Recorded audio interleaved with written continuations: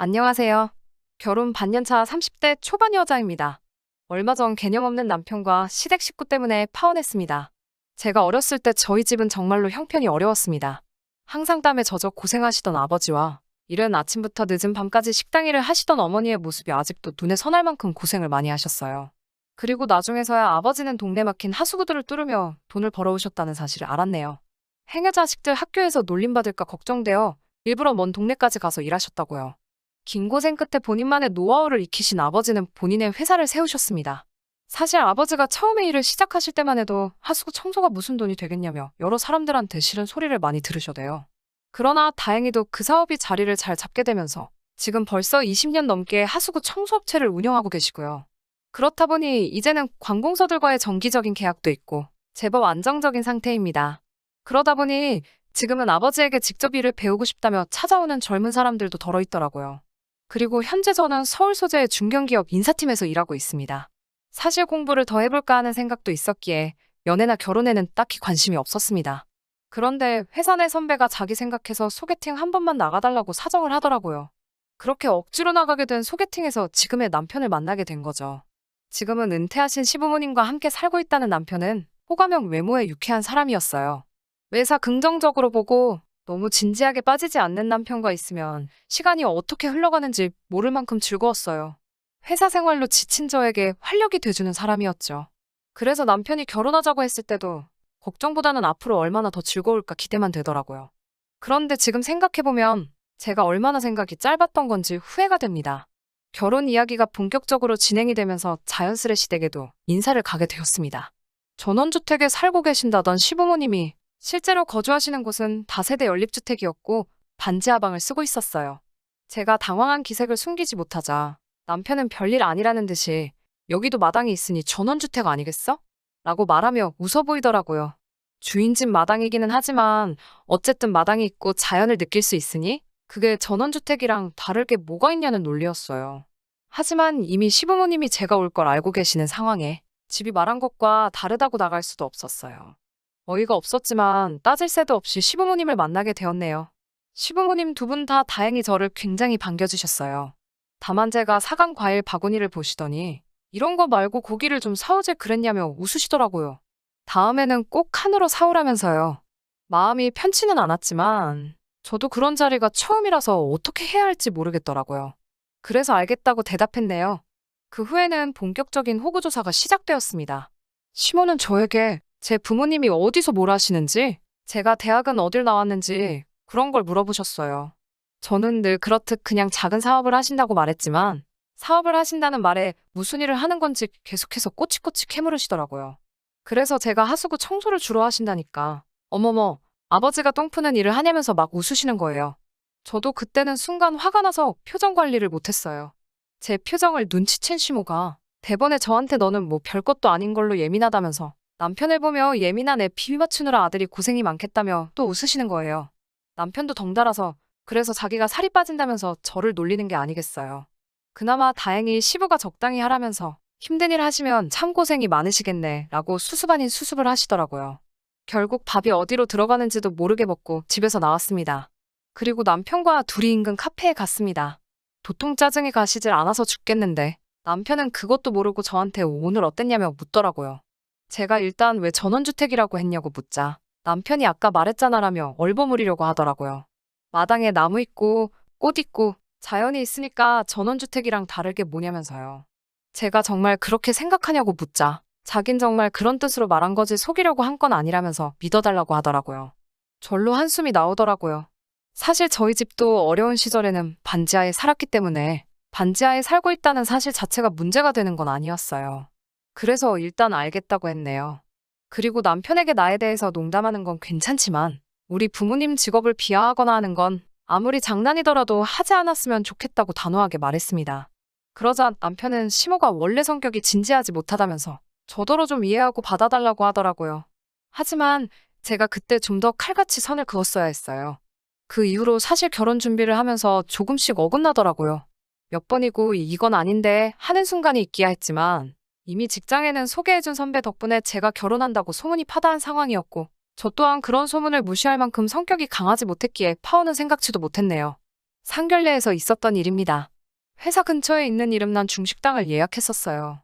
약속 시간에서 15분이 지나 도착한 시부모님은 저희 부모님에게 늦어서 죄송하다는 말씀조차 안 하시더라고요. 기껏 하신다는 말씀이 식당이냐고 찾기도 어려운 데 있다면서 저더러 다음에는 1층에 찾기 쉬운 곳으로 고르라고 핀잔을 주시더라고요. 그리고 이윽고 음식이 나오기 시작했어요. 코스 요리에 짜장면은 없었는데 시모가 워낙 좋아한다고 해서 특별히 짜장면도 같이 나오게 해드렸거든요. 짜장면이 나오자마자 시모가 대뜸 저희 아버지에게 사돈은 맨날 똥을 퍼대시니 이런 똥같이 생긴 음식들은 쳐다도 보기 싫지 않습니까? 하고 묻는 거예요. 그러면서 혼자 뭐가 그렇게 웃긴지 박장대소를 하더라고요. 저랑 저희 부모님은 순간 이게 무슨 소린가 벙쪄서 황당한 얼굴로 그런 시모를 쳐다봤고요. 시부는 시모한테 또 저런다며 한 소리 하기는 했지만 말리지는 못했고 남편 역시 저희 아버지에게 원체 저희 어머니가 장난이 심하시다며 이해해달라고 가볍게 이야기하더라고요. 괜히 이런 기분 나쁜 농담을 하려고 일부러 짜장면을 시키셨다는 생각도 들더라고요. 저희 부모님은 음식하고는 상관없지요라고 하시며 최대한 의연한 모습을 보이셨지만 저 때문에 이런 수모를 겪으시는 것 같아서 제가 정말 눈물이 다 나더라고요. 제 눈물을 보시더니 시모는 저를 보면 너는 참 성격이 별나다. 그게 뭐라고 이렇게 유난이니? 너네 부모님이 키우느라 고생했겠어라고 말씀하시더라고요. 결국 서로 불편한 식사만 하고 별 이야기도 나누지 못한 채 흐지부지 상견례가 끝났습니다. 그날 저녁 당연히 저희 부모님은 저에게 결혼은 다시 한번 생각해보라고 하셨죠. 하지만 남편이 찾아와 시모가 지나쳤다며 자기를 보고 한 번만 용서해달라고 하더라고요. 아직 남편에 대한 사랑이 남아있었기에 저도 더 모질게 굴지 못했습니다. 그리고 경제적인 부분에 있어서는 시부모님 같은 경우 수입이 없으신 상황이었기 때문에 남편이 생활비를 보태드리고 있었어요. 저 역시 제 앞으로 남은 학자금 대출이 있었기 때문에 결혼한 이후로도 공동 생활자금을 마련해서 쓰고 그 외 부분은 서로 상관하지 않기로 했고요. 다만 결혼식 비용과 같이 살 집에 대해서는 반반씩 하기로 했었고요. 그런데 막상 살 집을 알아보기 시작하니 집값이 만만치 않더라고요. 게다가 제가 모은 돈 1억에 남편도 1억을 가져오겠다고 했으니 2억이 있었고 각자 직장이 있으니 대출받고 하면 얼추되지 않을까 생각했는데 남편이 갑자기 1억은 어려울 것 같다고 배째라는 식으로 나오더라고요. 자기가 말한 1억에는 지금 시부모님이 살고 계신 반지하 보증금이 포함된 거라면서요. 그럼 모시고 살아야 된다고요. 제가 결국 이 문제를 친정 부모님께 말씀드렸고 그러자 친정 아버지께서 그런 시부모님까지 모시고 어떻게 사냐면서 아버지가 도와줄 테니 그 보증금은 손대지 말라고 하시더라고요. 사실 이때 과감하게 결혼을 무르던지 했어야 했는데 제가 어리석었습니다. 결국 친정 부모님의 도움을 받아서 서울 근교에 있는 정말 작은 아파트 하나를 구할 수 있었습니다. 그 와중에 남편은 공동명의로 하자고 하더라고요. 빚이 있어야 열심히 살아가는 원동력이 된다는 말 같지도 않은 소리를 하면서요. 능글능글하고 뻔뻔하게 나오는 남편의 모습에 저는 너무 화가 나서 아파트 계약을 저희 어머니 이름으로 해버렸어요. 어차피 남편이 보탠 돈은 4천만 원이 전부였고요. 그리고 그 이후에 결혼식까지는 그럭저럭 순탄하게 흘러갔습니다. 남편이 작은 소소한 것들을 본인 마음대로 해석해서 지나치게 긍정적으로 미화한 것들이 있긴 했지만 저도 이미 적응할 만큼 적응한 상태여서 그러려니 했네요. 하지만 얼마 전 시모가 다시 한번 넘지 말아야 할 선을 넘으셨네요. 얼마 전 저희 아버지 생신날 있었던 일입니다. 결혼 전에는 부모님 생신이면 제가 늘 식사를 준비했었는데 결혼하고 나니 그것도 쉽지 않더라고요. 그래서 온 가족이 밖에서 저녁 식사를 하기로 했죠. 남편한테도 퇴근하고 바로 식당으로 오라고 주소를 알려줬고요. 6시가 되고 제가 먼저 도착한 뒤 부모님도 오셔서요. 그런데 남편이 늦어지더라고요. 제가 어디냐고 전화를 걸자 남편이 시댁에 가고 있다는 거예요. 제가 오늘 우리 아빠 생신인 거 잊었냐고 하자 지금 시댁에 뭐 일이 생겼다며 빨리 가봐야 할 것 같다고 저더러 잘 이야기해달라고 하더라고요. 제가 아버지한테 이렇게 이야기를 전하자 아버지가 그럼 너도 얼른 가보라며 저녁은 다음에 먹자고 하시더라고요. 제가 나오라는 이야기는 없었다고 괜찮다고 했지만 아버지는 새로 들어온 며느리가 시댁에 무슨 일이 있다는데 나몰라라 하는 건 경우가 없는 거라며 얼른 가라고 하시더라고요. 그렇게 결국 저녁도 못 먹고 바로 시댁으로 향했습니다. 택시를 타고 시댁으로 가고 있는데 남편에게 전화가 오더니 대뜸 지금 아버님이랑 같이 있냐고 묻더라고요. 그래서 내가 아니 나 지금 어머님 댁으로 가고 있다고 하니까 저 말고 아버님이 오셔야 된다는 거예요. 그래서 우리 아빠는 왜요? 라고 물었죠. 그러자 남편이 한다는 소리가 지금 주인 집 내 하수구가 역류를 하고 난리가 나면서 시어머니 집에도 난리가 났다는 거예요. 그런데 어머님이 주인 집에다가 사돈이 똥 푸는 회사를 한다고 자기가 지금 부르겠다며 걱정 말라고 큰 소리를 치셨대요. 그 이야기를 듣는데 얼마나 화가 머리 끝까지 나던지요. 제가 택시 안에서 소리를 질렀습니다. 지금 제 정신으로 하는 소리냐고요. 그러자 남편은 가뜩이나 지금 반지하 전세 계약 기간이 얼마 안 남아서 시부모님이 어떻게든 주인 집에 잘 보여야 되는 상황이라며, 그러니까 저더러 시부모님 모시고 살기 싫으면 아버님하고 와서 빨리 하수구를 뚫으라는 거예요. 제가 아니 다른 사람 불러서 하면 되지 왜 우리 아빠를 찾냐고 소리를 지르니까 니네 아빠가 잘 뚫는다며라며 남편도 질세라 소리를 지르더라고요. 사돈한테 번번이 똥 푼다고 뭐라고 하는 것도 열받아 죽겠는데 장인 어른한테 니네 아빠라고 하는 남편의 싸가지를 보니 내가 미쳤다고 이런 인간이랑 결혼을 했나 싶더라고요. 저는 차를 돌려서 바로 저희 아파트로 향했습니다. 아파트에 도착해서 여행 가방을 꺼내 눈에 보이는 남편 짐이란 짐은 다 때려 넣었어요. 그리고는 다시 택시를 불러서 그 가방을 챙겨서 남편 시댁으로 향했습니다. 도착하니까 시어머니는 저한테 가족끼리 돕고 사는 거지, 똥 푸는 기술은 아껴서 남한테 쓰는 거냐며 비아냥거리더라고요. 남편도 장인어른을 다시 봤다는 개소리를 하더라고요. 저는 하수구 역류로 똥물이 가득한 시어머님 댁에다 남편 여행 가방을 내동댕이 쳐버렸어요. 그리고는 남편에게 이제 집에 들어오지 말라고 너 같은 자식이랑 안 산다고 소리를 질렀습니다. 남편과 시부모님은 물론 작업하던 사람까지 눈이 동그래져서 저를 쳐다보더라고요. 남편은 저한테 뭔 소리냐며 나가서 얘기하자고 하더라고요. 제가 어차피 너 아파트 계약할 때 꼴랑 4천만 원 보탠 게 다지 않냐면서 그거 내가 내일 당장 돌려줄 테니까 그거 먹고 떨어지라고 소리를 질렀습니다.